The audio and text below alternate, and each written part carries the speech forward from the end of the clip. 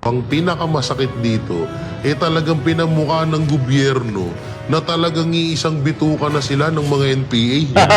Dahil biruin mo sa 32 million na bumoto kay BP Sara, mas mapaniwalaan niya yung iilan na kongreso. Halos lahat yan, mga re-electionista yan. At ayaw na nila, pakabalik nila na nandyan pa si BP Sara Duterte. Dahil alam nila na pag si BP Sara Duterte Yari sila. ang presidente ng Pilipinas, may kalalagyan sila at hindi na nila magagawa kung ano ang mga ginagawa nila. Matatapos na kamo yung termino nung iba. Yari sila dyan. Matatapos na yung termino nung iba, kaya Oh, alam nyo na, nila na hindi Tunay na balita, walang kinakampiyan, sumasalamin sa katotohanan lamang. Oh, what's up mga kayon? Welcome back pa rin syempre dito lang sa Joe Malone TV para sa programa natin na Issue ng Bayan. Ating pag-usapan today is February 6, araw ng Webes dito sa Pilipinas. At magandang umaga, hapon o gabi po sa inyo lahat. Shoutout sa lahat ng mga viewers natin abroad, pati na rin dito sa lokal sa Pilipinas. Maraming salamat po sa comment ninyo. Yung mga post ko dyan, makikooperate lang kayo. Lalo na doon sa 32 million voters na kung saan binoto natin si VP Inday Sara ngayon na mas kailangan tayo ni VP Sara. Ipakita natin yung support at pagmamahal natin through the use of hashtag VP Protect VP Inday Sara or Protect VP Sara. Yun na lang, Protect VP Sara hashtag. Maraming salamat kung gagawin nyo. At attendance check po muna tayo dyan mga kayon. If you're watching from Sweden, Illinois, kung saan man kayo area, Chicago, New York, UAE, Hong Kong, Japan, Massachusetts, paki-comment naman dyan sa baba. Pati na yung mga lokal dito sa Pilipinas. If you're watching from Mindoro, Taguig, Tarlac, Bulacan, Pangasinan, Pampanga, paki-comment dyan. Attendance check. Nang sa ganon, mawala na itong shadow ban natin. At ano pa ba? Magkaroon tayo ng YouTube recommendation dahil sinashadow ban tayo ng mga kalaban. Ganon sila. Ang galing nila umatake. Sa bagay, may ano sila eh. May mga pambayad kasi sila. Sa mga trolls, di ba? Yung binibintang nilang mga fake news, baka mamaya sila lang din. Hindi, isipin nyo mga kayo. Ito, pag-usapan na natin. Magsimula na tayo. Mahaba kasi itong mga video na ito nakasolidate ko eh. Isipin nyo, Bycam ayaw pag-usapan. Budget ayaw mawalan, di ba? Mga vloggers gusto patahimikin, di ba? Kasi mag-e-election na, di ba? Para talagang hindi lumabas yung baho nila, sumingaw. Talagang di ba? Tapos yung impeachment, anong tawag diyan? Pass break pass, di ba? Talagang pinasa ng mabilis from the other side of the court. Binato ng gano'n para mabilis. Yun nga lang, bumuelta si Senator Joel Villanueva, nag-adjourn bigla at ang resume niyan, June 2, alas 3 ng hapon. At sinabi pa, nagpalabas pa nga ng press conference ito ang Senate President na sinabi na walang, hindi matatrabaho yung impeachment not until sumapit yung June 2. So, yun na. Talagang hindi natuwa, nagalak, pumalakpak, gumanon, nasaktan, nakita, napanood, ayun, naghinanakit. Natutuwa ako dito kaya ganun pa siya. Woo! Nag-adjourn. Issue ng bayan natin pag-usapan at ito na yung talakayan ngayon di ba? As much as possible. Natakal ko na kanina, may mga iilan naman pero talagang mainit Kaya talaga pag-usapan. Ito, kinuha na natin yung mga ibang opinion ng SMNI ni Atty. Sal Fanelo at yung mga makabayan nagsalita din dito sa video na to. At alamin natin kung ano ang kanilang mga punto per punto at pag-usapan natin, bigyan natin ng magandang reaction. Uy, isang like and share naman dito sa video natin. Kung bago ka sa channel ko, huwag mong kalimutan mag-subscribe at i-click mo na yung notification bell para lagi kayong updated sa mga videos na pinag-uusapan natin at updated din kayo doon sa mga issue na talaga namang kailangan natin talakayin. Okay? Issue ng bayan natin pag-usapan. Joe Malone TV po. Isang subscribe naman dyan mga kayon. Ang pinakamasakit dito, talagang pinamukha ng gobyerno na talagang iisang bituka na sila ng mga NPA. Dahil biruin mo sa 32 million na bumoto kay BP Sara, mas mapaniwalaan niya yung iilan na kongreso, iilan na mga congressman. iilan dyan sa House of Representatives. Ay, nako, Diyos Diba? ko. Tsaka, ang malupit pa rito, at uunahan ko na, Martin Romualdez, Yan. congrats, pero soon to be yung ano mo, karma mo. Tandaan mo yan. Sa ginagawa mo sa Pilipinas, ginagawa nyo magpinsan sa Pilipinas, alalahanin Grabe, mo no? yung mga dating tumarantado sa Pilipinas, inisa-isa sila ng karma. So yung iba, yung isa nga pawala na rin dito sa mundo. So baka mangyari din yan sa inyo, ha? Kaya medyo tayo, kumalma ng konti. Kalma, uy! Pagiging gahaman, no? Kasi kadalasan yung pagiging gahaman yan ang Papahamak. yan ang nagdadala sa kay Lucifer.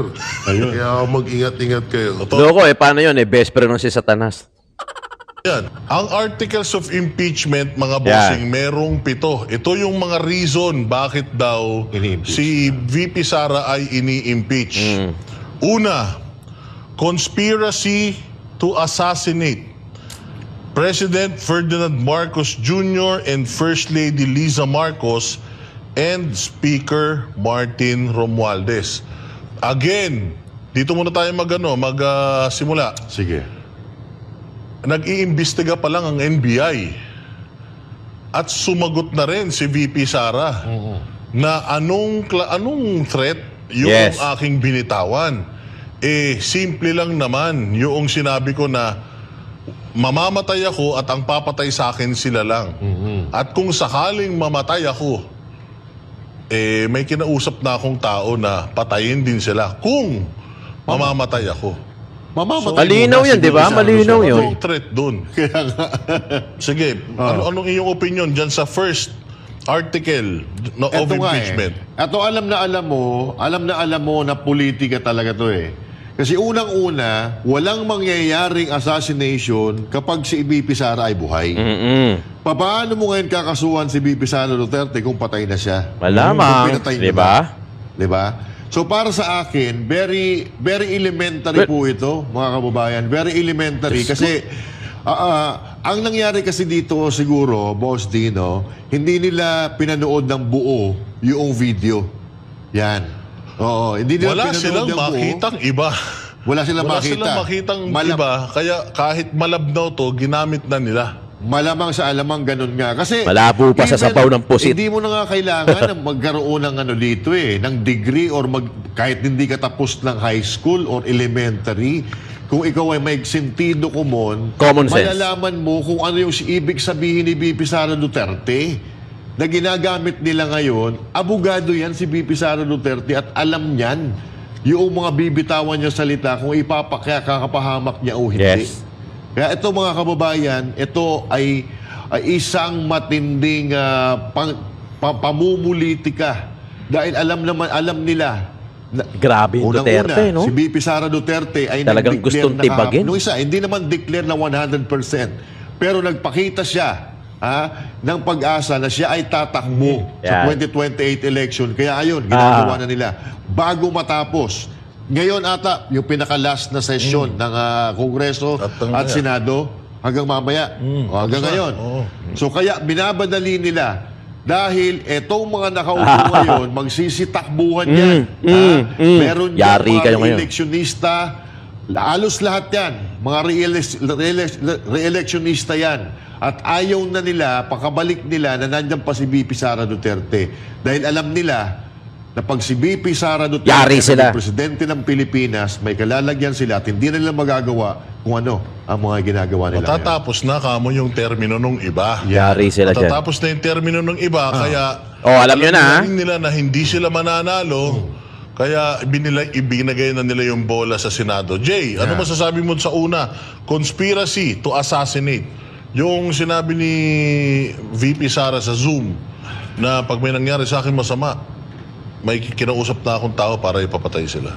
Una-una, wala namang nilabag sa batas si VP Sara doon sa sinabi niya. At akala ba namin ni tutol si Marcos Jr. sa impeachment ni VP Sara Duterte. Sinungaling pala si Marcos kung gano'n. Kasi kung iisipin nyo, yung threat daw na sinabi ni BP Sara, isa daw yun sa Grounds. ginawang basihan nila sa impeachment kay BP Sara Duterte. Isa ho atang kalukuhan yun. Tsaka ang ginano talaga dito, ang pinakamasakit dito, talagang pinamukha ng gobyerno na talagang iisang bituka na sila ng mga NPA. Dahil biruin mo sa 32 million na bumoto kay BP Sara, mas papaniwalaan niya yung iilan na kongreso, na iilan na mga congressman, iilan dyan sa House of Representatives. Diba? Tsaka, ang malupit pa rito, at uunahan ko na, Martin Romualdez, congrats, pero soon to be yung karma mo. Tandaan mo yan. Sa ginagawa mo sa Pilipinas, ginagawa nyo magpinsan sa Pilipinas, alalahanin mo yung mga dating tumarantado sa Pilipinas, inisa-isa sila ng karma. So yung iba, yung isa nga pawala na rin dito sa mundo. So baka mangyari din yan sa inyo, ha? Kaya medyo tayo, kumalma ng konti sa pagiging gahaman, no? Kasi kadalasan yung pagiging gahaman yan ang yan ang nagdadala sa kay Lucifer. Kaya mag-ingat-ingat kayo. Totoo yan. Sana mapaniginipan mo na siya, mamaya, no? Pero speaking, kasi ito may dugtong ko lang. Sige, Hindi pa naginip. Di ba nag- Kasi kung matatandaan nyo, halos walang pinagkaiba yung ginagawa ngayon at yung ginagawa ng noon. Hindi ko na lang babanggitin yung pangalan ng mga politikong yun, pero walang yari ng ginawa sa Pilipinas nung mga yun. At may mga hinala pa nga na ginawa parang palabas lang pala yung awayan nila ng mga Marcos. Kasi ultimo ngayon na sila, best friend, magkakampi. Diba? So tignan nyo yung nangyayari sa kanila. Hindi man tayo yung bumawi, hindi man tayo nakabawi. Kung Nakamatay na sabihin sila, na natin na hindi si BP Sara ang babawi, pero alalahanin nyo may karma Tignan nyo, nagkamatay na yung iba. Yun nga, katulad maganda yung sinasabi ni Jay. Kasi sabi nga nila, kung hindi ka nakakuha ng hustisya sa lupa, sigurado sa yung hustisya ng langit, mas masakit yun. Mas masakit yun Mas kasi... masakit yun, mga partner. Hindi, kasi hindi naman sila mapupunta doon Mula doon, ibabagsak sila papunta ng impyerno. Oo, sigurado yan. Well, again, dito sa unang-unang article, conspiracy to assassinate, meron ongoing pa yung investigation ng NBI. Yes, wala Hanggang pa ngayon nga, wala pang ang nabubuong NBI ng probable cause. Nauna na nauna na. Para Fast break. dito sa Nagpatiuna sinasabi nilang threats na binitawan ni mapadesisyon BP Sara. sa buhay. Tapos gagamitin yon ng Congress as articles of impeachment. In-assume na nila Kaya nga, so doon pa lang, palpak na. Kita niyo mga kayon, kaya napaka-importante ng paano ko ba sasabihin ito? Napaka-importante kasi doon sa mga politiko, lagi nyo tatandaan na kailangan maka-Diyos. Maka-Diyos.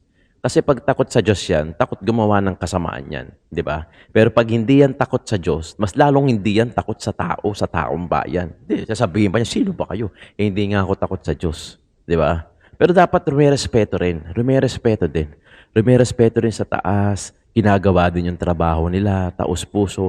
Una lagi ang taong bayan dahil gawa ng taong bayan naman na magluluklok sa kanila. Gaya ngayon, darating ang May 12, karamihan dyan electionist. Karamihan dyan pumirma yung 215 out of 300 something na kongreso, na mga congressman, at saka mga representative ng mga party list.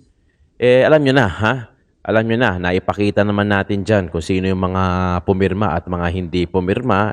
Mag-ingat na lang tayo kasi talagang kailangan talaga aralin din natin. Kailangan aralin natin talaga yung bawat politiko na napupusuan natin at nagugustuhan natin. Hindi lang porket nagbigay ng ayuda, okay na sa inyo yan. Hindi. Kasi una-una, lagi niyong tatandaan, bago dumukot yan ng sarili nilang pera, pera muna ng iba. Pwedeng pera galing sa donation, pera galing sa sponsorship, bago nila kunin, pinaka-last resort nila yung pagdukot ng pera sa sarili nilang bulsa. Lagi nyo tatandaan yan. Kasi kahit sino naman di ba? Lagay na, ito na lang mga kayon. Yung mga mayayaman, mayayaman, yung may mga sobrang pera, yun yung ibibigay nila. Pero pag walang-wala na yan, gipit na yan, hindi na yan magbibigay. Kaya nga sabi kong lagi ko sinasabi dati, sino ba ang may pinakamatabang puso? Yung mayaman na namigay ng sobra o yung walang-wala pero namigay pa rin? Sino sa kanilang dalawa ang mas may malaking puso? At sino sa kanilang dalawa ang mas mayaman in terms of pananampalataya? Di ba? Nagigets niyo ako? Yung mga mayayaman na nagbibigay, hindi naman may mga mayayaman naman na mababait. Ang binibigay lang nila yung sobra nilang pera. Kaya nga sobra from the word itself lang namimigay sila. Pero may mga mayayaman din naman talaga na na may nagpapagawa ng foundation, talaga nga kahit nagipit at may pinagdadaanan din sila, meron din naman silang ibinibigay. Pinipili pa rin nila na magbibigay. Huwag natin lahatin yung mga mayayaman, kawawa naman Hindi naman lahat yan pare-parehas ng thinking. 'Di ba? Pero yung mga mahihirap na nakakapag-alok kahit papaano magbibigay ng piso, 2 piso, willing din sa puso nila ang mamigay. Kasi talagang mas malaki ang puso nila. 'Di ba? Mas malaki ang puso mo kung talagang taos puso kang nagbibigay kahit hindi okay lang, sobra na 'to sobra na itong pera na 'to, pamigay na natin. Kasi lagi niyo tatandaan, pag malaki ang puso mo, namigay ka sa tao, mas malaki din yung babalik sa iyo at mas matutuwa at tuwa yan ng Panginoon. Okay? Lagi niyo tatandaan niya mga kayon. Panoorin natin itong interview. Pinasahan naman na natin itong fourth impeachment complaint. In fact, sinasabi na nga ng SecGen na meron daw fourth impeachment complaint. So, yung kahapon ay hindi naman kami nagulat kasi a day before ay meron ng mga text messages na merong members caucus. No, ito ang sinabi ay wala naman sinabing impeachment pero nahihilingan na namin na talagang impeachment ito. Siyempre alam nyo na yan. Ay hindi nagsalita ang lahat ng mga leaders ng ng mga political party. No, so to name few. So, syempre, nagsalita doon si Congressman Barbers na pinaliwanag niya yung mga maganda laman ng mga articles of impeachment, yung mga batayan doon sa articles of impeachment. Tapos, nagsunod-sunod na yan na nagsalita, nagsuporta doon sa fourth impeachment complaint. So, tingin ko, before kahapon, ang mga political parties ay pinag-aralan na nila yung impeachment complaint. At ready na kasi sila na magpirmahan kahapon. At nung dumating ako doon, sinabi nga ni SDS Don Gonzales na may kagabi pala, nung gabi pa lang noon, before kahapon, ay meron ng 80 na mga members of the House of Representatives na nakapirma na. So meron ng 80 na nakapirma. So, yun yung nangyari kahapon. Wala namang nangyari, parang freewheeling naman yung mga members ng House of Representatives na pirmahan yung 6 na kopya ng impeachment complaint. No, kami naman, siyempre, ang makabayan, pumirma kami doon dahil nakita namin yung aming in-endorse na impeachment complaint nakalagay doon tungkol doon sa betrayal of public trust. Kasi isa lang nakalagay sa impeachment complaint in-endorse isang impeachment article. So, yun po, yung nangyari kasi ito diba? Kasi first time na tayo ay magpapa-impeach ng Vice President sa kasaysayan ng Pilipinas. Na magpapanagot tayo ng isa sa pinaka-highest position in the land, ang Vice President. Importante, yung kahalaga nito, mahalaga talaga ito kasi ang importante sa Pilipino, magkaroon ng transparency and accountability. If you yun naman yung namunga natin na gusto, diba? Kung bakit siguro nauna si Sandro Marcos doon sa pagpirma, syempre niresulta na rin ito ng bakayan ng Marcos at Duterte. Ibig sabihin, tumitindi yung kalagayan ngayon at ito ang ibinubunga. And actually, nagbabagong ihip na ang mga pangyayari. Kasi ganun napansin nila, 41 out of 60 doon sa Mindanao congressmen ay pumirma.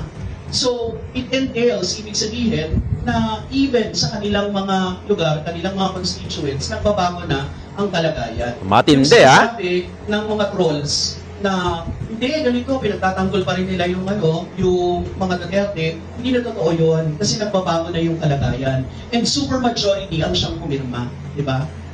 So, yun yung mga, yun siguro, no? Ang mga masasabi namin kaugnay sa kahalagahan nito, siguro magdadagdag na lang yung iba pa. Sa mga Yes, si Raul! Sa mga kabataan na matagal ding nag-abang na kumilos ang Kamara bilang institusyon pagdating sa impeachment complaints. Matagal na na-dribble, pero at least sa huli, na-shoot din.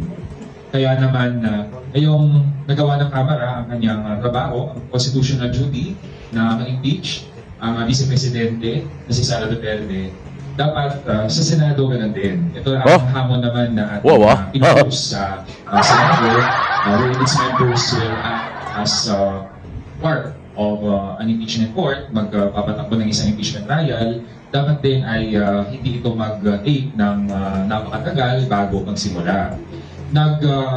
Nagkaroon ng fourth impeachment complaint at on board din tayo doon, mga tatlong kinatawan ng Makabayan Coalition, pumirma din tayo dahil napasama doon ang gusto nating isang issue din na dapat mapanagot si Sara Duterte. Itong pag-lustay ng confidential funds ng OPB at ng DepEd. Sa second complaint, tingin natin it constitutes betrayal of public trust at isa yon doon sa ito na articles of impeachment doon sa fourth impeachment complaint. Sa atin, dahil nakasama din naman yung public trust, no? Kaya hindi tayo nagdalawang isip din na pumirma. At dahil maraming articles of impeachment, all the more na dapat ay hindi din magsaya ng oras ang mga miyembro ng Senado tungkol dito. Kaya naman, yun, sumunod kasi na panawagan na ng mga taong bayan, impeach na si Sara Duterte. So, with all the evidence that we have gathered sa mga naging hearing ng Kamara, at yun din naman ang napasama dun sa impeachment signed by 215 members of the House. Kaya ang kasunod na panawagan ng mga kababayan natin, makonvict si Sara Duterte. Ganun, no? Ganun kalupit. Ganun katindi ang mga Duterte na talagang nagsanib puwersa, hindi kayang pabaksakin ng iilan, kaya kumuha ng mga allies at pilit na pinapabaksak ang Duterte dahil talagang tinik sa lalamunan talaga nila itong mga Duterte na to. No? Hindi ko maintindihan kung isa ka doon sa 32 million voters na talagang sumuporta at nagpakita ng pagmamahal kay BP Inday Sara. Ngayon yung pagkakataon at opportunity natin na palawakin at palakihin ang boses natin dahil talagang kailangan na tayo Kailangan na tayo ni VP Inday Sara. Naniniwala ako na ito yung malaking pagkakataon na talagang ipakita natin yung support, yung pagmamahal. Kasi talagang gaya niyan, yung BICAM, wala na. Nasasapawan na naman. Ayaw na nga nilang mag-aminin. Yung iba hindi na nga umamin, yung iba nagsalita na merong blanco, yung iba walang blanco pero may pirma. Ito nililihis na nila, 'di ba? Panibagong issue na naman yung gusto nilang sapawan nang sa ganun, makakalimutan ng taong bayan yung about sa BICAM na yan. Dapat hindi 'di ba?